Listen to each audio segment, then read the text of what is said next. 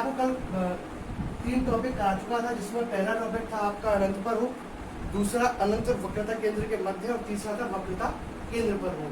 तो आज जो टॉपिक है वो है वक्रता केंद्र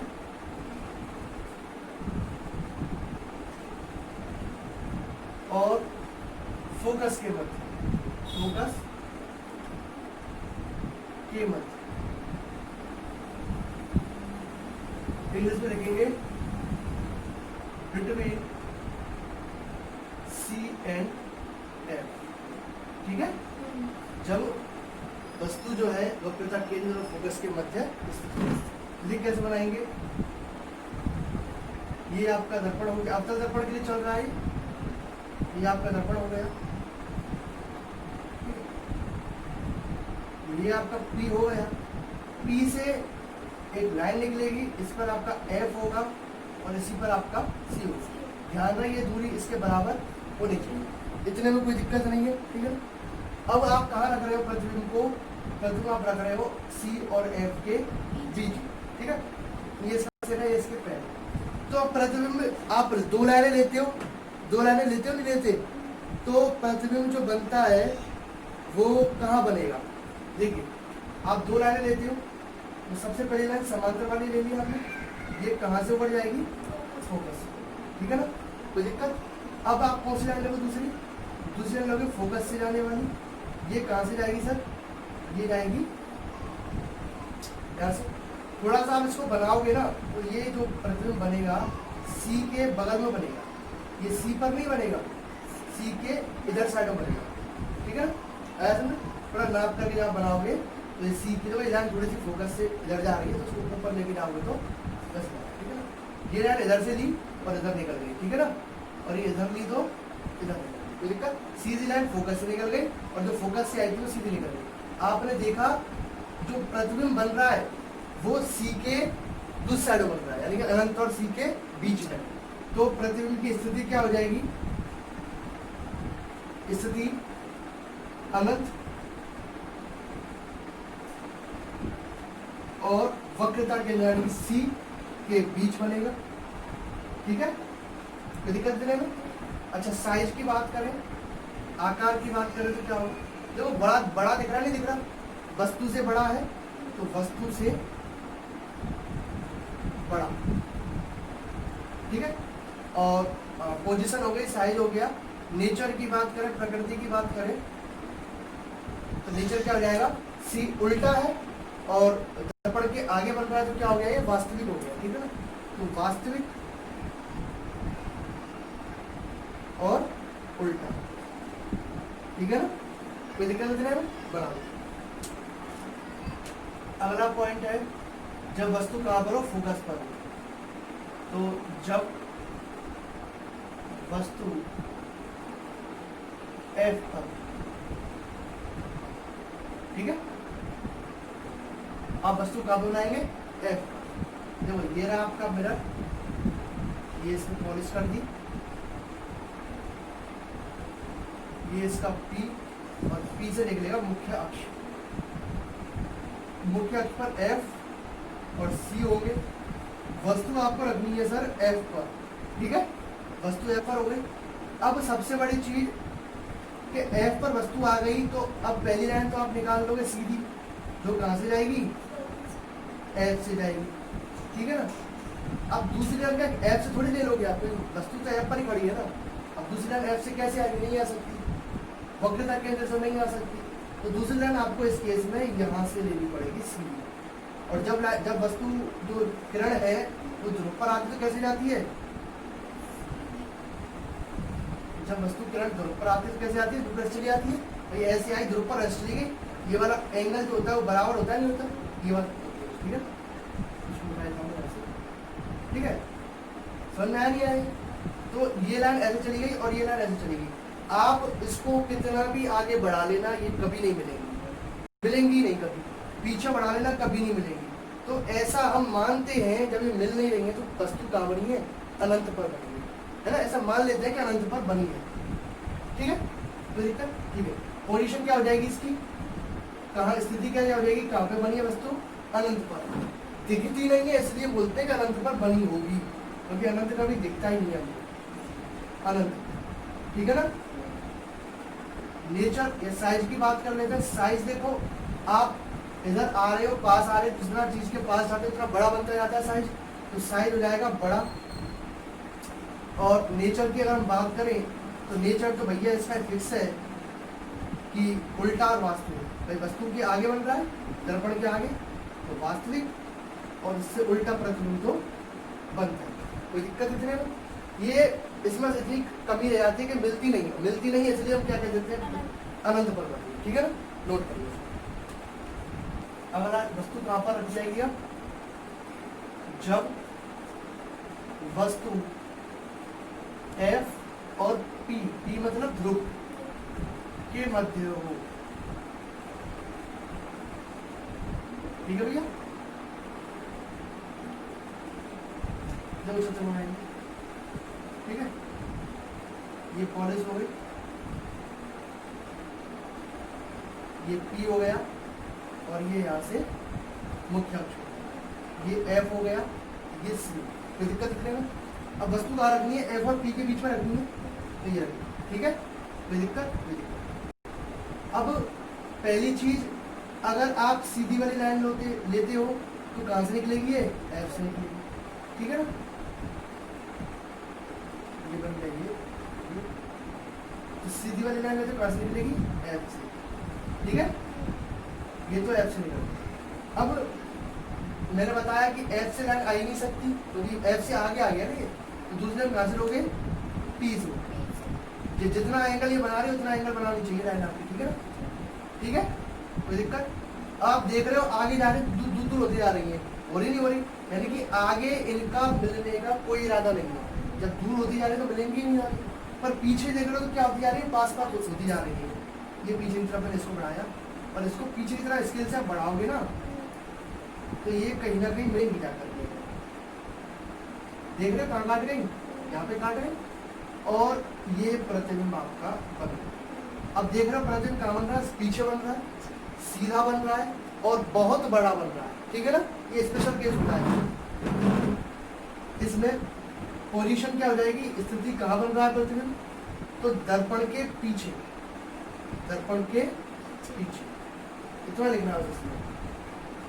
साइज क्या है, बहुत बड़ा, बहुत बड़ा है ना, और नेचर क्या है, प्रकृति क्या है इसकी, कैसा बन रहा है, तो भैया दर्पण के पीछे है तो क्या हो गया, आभासी हो गया, वास्तविक नहीं है आपकी, काल्पनिक हो गया। काल्पनिक लिख सकते हो या आभासी लिख सकते हो। और दूसरी चीज सीधा हो गया, ठीक है ना।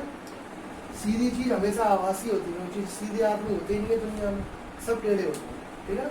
आया समझ में, बना लो। देखो चार चीजें होती हैं, सबसे पहले वस्तु कहाँ रखी है वो चीज डिसाइड कर देना पूरा आ रहा है, वस्तु की स्थिति कि वस्तु कहाँ रखी है, ठीक है ना, ठीक है। फिर इसके बाद निष्कर्ष बनता है प्रतिबिंब की स्थिति, जो रिजल्ट बनते चित्र देखने के बाद प्रतिबिंब की स्थिति, ठीक है। अगला बनता है प्रतिबिंब का आकार कैसा बन रहा है, छोटा है, बड़ा है। और अगला बनता है नेचर यानी कि प्रकृति, वास्तविक है, रियल है, क्या है, जो भी है, ठीक है। तो स्थिति तो हमको वस्तु की 6 है। पहली क्या स्थिति है हमारे पास, अनंत पर, ठीक है ना। दूसरी स्थिति हमारी अनंत और सी के बीच, सी मतलब वक्रता के बीच, ठीक है। अगली स्थिति हमारी ये है सी पर, ठीक है ना। अगली जाएगी सी एंड एफ के बीच, ठीक है। उससे अगली जाएगी एफ पर, उससे अगली जाएगी एफ एंड पी के बीच। ये 6 केस होते हैं, 1 2 3 4 1 2 3 4 5 एंड 6। दिक्कत जब अनंत पर होगा तो प्रतिबिंब बनेगा एफ पर, ठीक है। तो दिक्कत जब अनंत और इसके बीच में होगा प्रतिबिंब बनेगा एफ एंड सी के बीच, ठीक है ना। जब सी पर होगा तो कहाँ बनेगा, सी पर, और जब सी और एफ के बीच में होगा तो प्रतिबिंब कहाँ बनेगा, सी के अनंत, अनंत का से दिखाते हैं, अनंत तथा सी के बीच, ठीक है। तो दिक्कत, जब एफ पर होगा तो कहाँ बनेगा, अनंत पर, जब लाइन मिलती नहीं है बिल्कुल भी, और जब पी और इसके बीच होगा तो कहाँ बनेगा, दर्पण के पीछे, लास्ट वाला, दर्पण के पीछे। अच्छा याद हो रहा है, नहीं समझ में नहीं आ रहा कैसे बनना है, मैं ट्रिक बताऊंगा इससे कैसे याद हो जाएंगे बिल्कुल आसानी से, कैसे किसके लिए कैसे बने, ठीक है। तो आकार तो वही है, आकार सब में क्या होगा, जब पहला पहला होगा बिंदु जैसा, सूर्य बना था बहुत छोटा बिंदु जैसा, इस पर बनेगा वस्तु से छोटा, इस पर बनेगा बराबर, इस पर बनेगा वस्तु से बड़ा, ठीक है, इस पर बड़ा और इस पर बड़ा, ठीक है ना, ठीक है। इसमें जो प्रकृति है, सब में प्रकृति चल रही है वास्तविक और उल्टा, यही चल रही थी प्रकृति, सब में यही चल रही है, लेकिन लास्ट वाले में आभासी हो जाता है, क्योंकि पीछे बनता है ना वो आभासी है। कोई दिक्कत, इस सारणी को बना लो। क्वेश्चन आता है, क्वेश्चन कैसा है, क्वेश्चन लिख लो कि उत्तल दर्पण से, क्वेश्चन लिख लो, उत्तल दर्पण से प्रतिबिंब निर्माण को समझाइए, ठीक है, प्रतिबिंब निर्माण को समझाइए। वो जो कराया था मैंने पहले, वो अवतल दर्पण के लिए था, अभी कर रहा हूं उत्तल दर्पण। इसमें दो केस बनते हैं, पहला केस बता रहा हूं, पहला केस है जब वस्तु अनंत पर,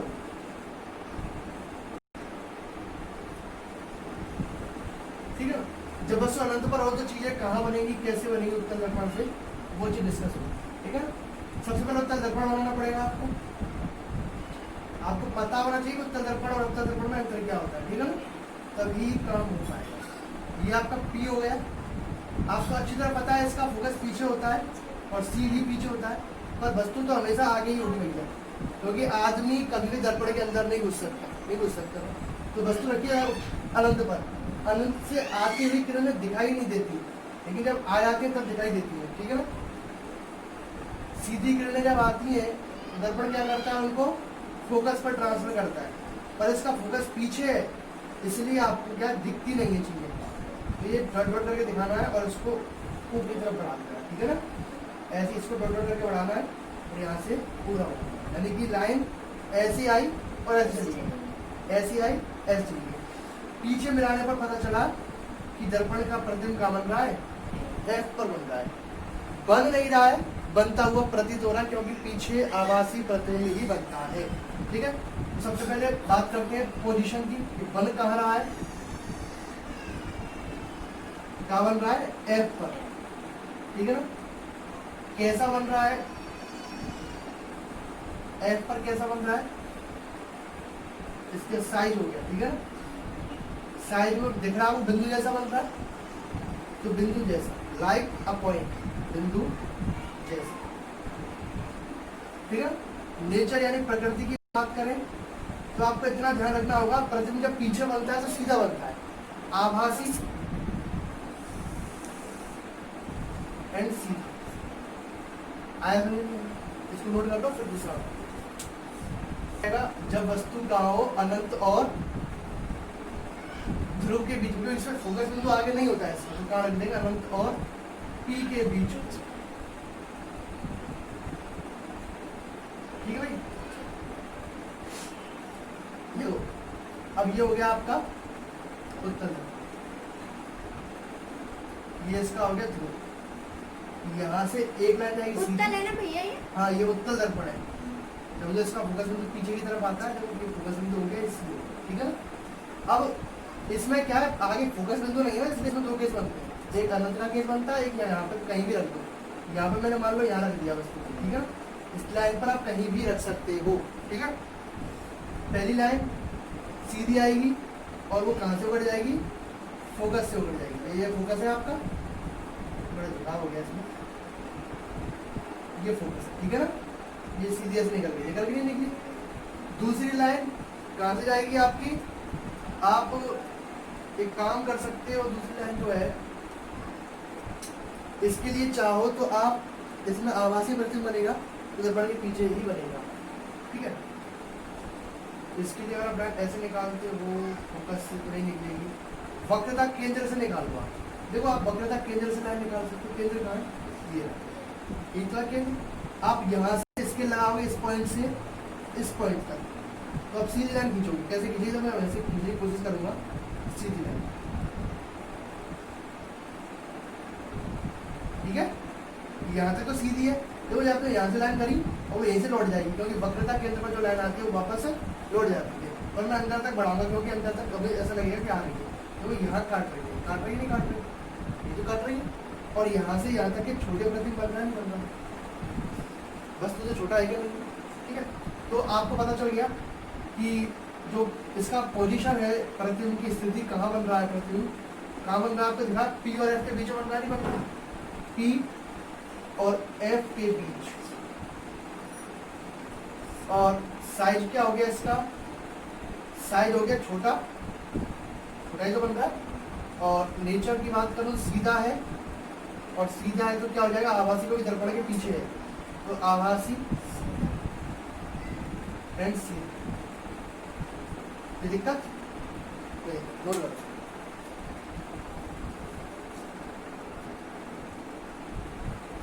क्वेश्चन है कि आभासी प्रतिबिंब और वास्तविक प्रतिबिंब में अंतर क्या है, ठीक है। दोनों प्रतिबिंब समझाया मैंने अभी।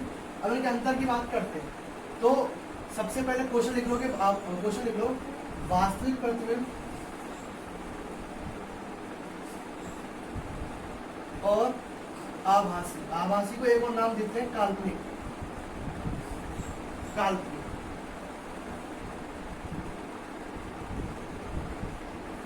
प्रतिबिंब में अंतर,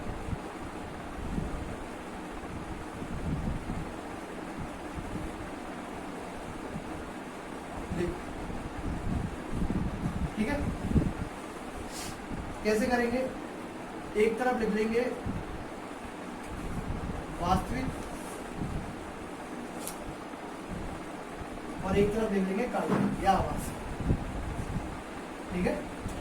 अपने जो पेज है हमारा उसको दो भागों में डिवाइड कर देंगे। तो वास्तविक को पहला पॉइंट ये हो जाएगा कि जब दो प्रकाश किरणें मिलती हैं आपस में तो वास्तविक प्रतिबिंब बनता है। जब दो प्रकाश किरणें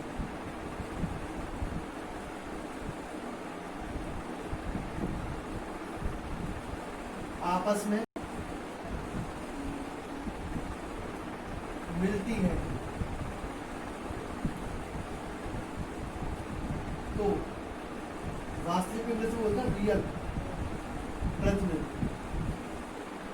वास्तविक लिखना थोड़ा बड़ा पड़ जाता है, इतना बड़ा लिखना, तो रियल लिख दिया, वास्तविक प्रतिबिंब बनता है, ठीक है भाई। जबकि इसमें क्या मिलती नहीं है, इसमें मिलती हुई प्रतीत होती है, ठीक है। जब दो प्रकाश किरणें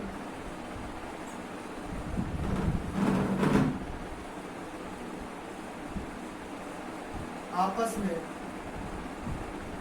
मिले नहीं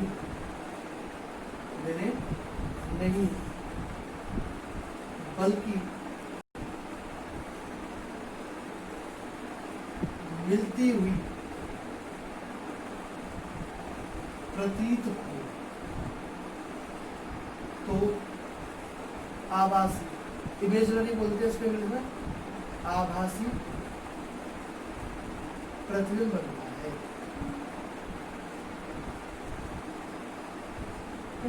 आपने देखा होगा इसमें मैं डायरेक्ट लाइनें बनाता था, इसमें डॉट डॉट करके काटता था, ठीक है ना, आभासी में। दूसरी चीज, ये दर्पण के आगे बनता है, अभी बताया था मैंने। ये कहाँ बनता है, ये पीछे बनता है,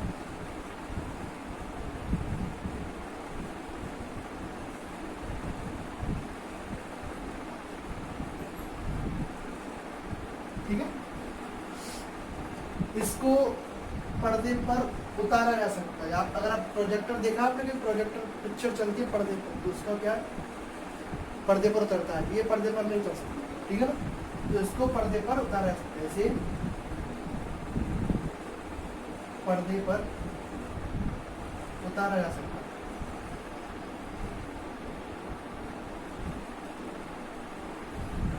इसे पर्दे पर नहीं उतारा जा सकता।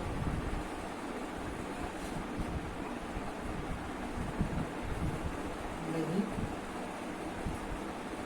उतारा जा सकता, ठीक है। ये जो प्रतिबिंब है वो वास्तविक है, तो वास्तविक प्रतिबिंब हमेशा उल्टा बनता है, ठीक है ना। ये हमेशा उल्टा बनता है,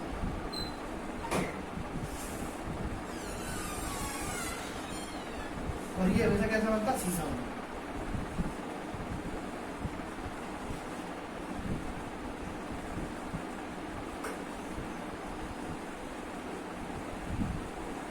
आया समझ में, चारों पॉइंट क्लियर, इनको नोट कर लो।